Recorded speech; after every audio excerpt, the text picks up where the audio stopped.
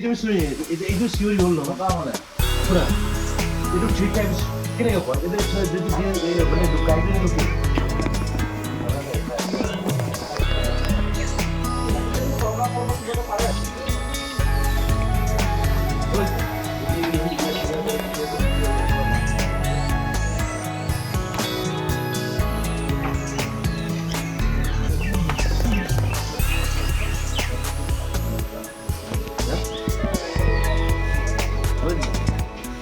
আজি তো হেগো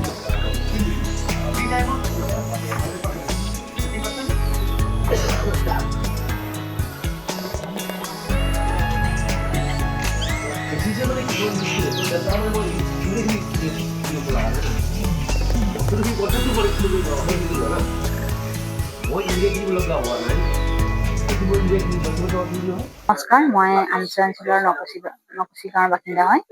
মই 2017 চনৰ পৰা গো পালনৰ লগত জড়িত। মই প্ৰথমে দুজনী গাই গৰু হৈছিলোঁ, তেতিয়া 10 লিটাৰ গাখীৰ আছিলোঁ দুজনীৰ পৰা। এতিয়া আজিলৈকে 20তকৈ অধিক গাই গৰু হ'ল। তেতিয়াৰ পৰা মই 17 পৰা 80 লিটাৰ গাখীৰ উৎপাদন কৰিবলৈ সক্ষম হৈছোঁ। যোৱা 26 নৱেম্বৰ তাৰিখে মোক অসম চৰকাৰ তথা পশুপালন আৰু পশু চিকিৎসা বিভাগৰ পৰা মোক বঁটা প্ৰদান কৰে যে গোপালনৰ লগত জড়িত থকাৰ কাৰণে দুগ্ধ উৎপাদনৰ কাৰণে দৈনন্দিন 80 লিটাৰ গাখীৰৰ পৰা পৰবিদাৰীৰ পৰা পাবলৈ সক্ষম হওঁ 10 দিনৰ মূৰে মূৰে। ঘৰৰ লগতে সকলোখিনি স্বাৱলম্বী হ'ব পাৰিছোঁ।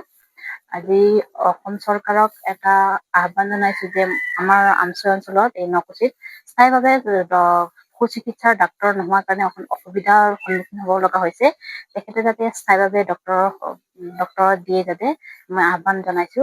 আৰু আমাৰ অসম মহিলাসকলৰ কাৰণে যে এটাই কৈছো যে আমাৰ ঘৰতে থাকি পশুপালনৰ লগত জড়িত হৈ নিজেও স্বাৱলম্বী হ'ব পৰা যায়।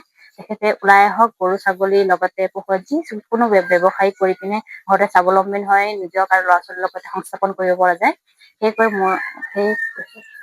কিমান তুমি গাইৰ পৰা আপুনি আৰম্ভ কৰিছিলে আৰু এতিয়া বৰ্তমান কিমান আছে বা আপুনি দৈনিক কিমান লিটাৰ গাখীৰ উৎপাদন কৰে? মই দুজনীৰ পৰা আজি 20তকৈ অধিক গাই গৰু হৈছে। তেতিয়া 10 লিটাৰৰ পৰা এতিয়া 80 লিটাৰ হ'ল। দৈনন্দিন 80 লিটাৰ গাখীৰ মই উৎপাদন কৰিবলৈ বজাৰ মূল্য ঠিকে পাই আছে? বজাৰ মূল্য ঠিকে পাই আছো। 50 টকাকে দিয়ে পৰবিদাৰীত মই গাখীৰ দিওঁ। ঠিকে 50কে দিয়ে আৰু লিটাৰত। আমাৰ আমচৈ অঞ্চলৰ কাৰণে গৌৰৱৰ বিষয়। আমাৰ আমচৈ পঞ্চায়তৰ অন্তৰ্গত আমাৰ আমচৈ গাঁও পঞ্চায়তৰ 7 নং ৱাৰ্ডৰ নকুচি আমাৰ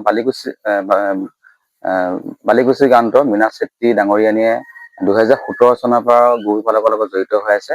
2017 চনত দুজনী গাই গৰুৰে তেওঁ গৰু পালনৰ আৰম্ভণি কৰিছিলে আৰু এতিয়া তেওঁ গোহালিত 20জনীকৈ গাই গৰু গাখীৰ তেওঁ লাভ কৰিবলৈ সক্ষম হৈছে।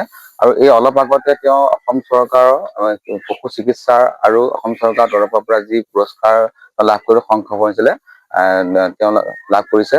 আৰু ইয়াৰ লগতে এনেকৈ আমাৰ যিসকল উঠি অহা যুৱক যুৱতী উদ্যমী মহিলাসকলে বাহিৰলৈ নগৈ, আমাৰ অসমৰ বাহিৰলৈ নগৈ ঘৰতে থাকি এনেদৰে গো পালনৰ জৰিয়তে লগতে আৰু ছাগলী পালন, গৰু পালন আৰু আমাৰ মীন পালনৰ জৰিয়তেও যে স্বাৱলম্বিত হ'ব পাৰে তাৰ এক নিৰ্দিষ্ট নিবেদন। আৰু মই ইয়াৰ লগতে অসম চৰকাৰৰ তেওঁ এটা কথা আপত্তি কৰি আছে যে আমাৰ এই আমচৈত এজন মানে কি স্থায়ী পশু চিকিৎসকৰ বহু প্ৰয়োজন। সেইকাৰণে অসম চৰকাৰৰ মই মাননীয় মুখ্যমন্ত্ৰীৰ আগতে অনুৰোধ জনাম তেওঁ যাতে এজন স্থায়ী পশু চিকিৎসক ইয়াতে নিয়োগ কৰে। এইখিনিয়ে মই কৈছো। আপুনি বিচৰা বাতৰি পাব কেৱল নিউজ 18 এপত।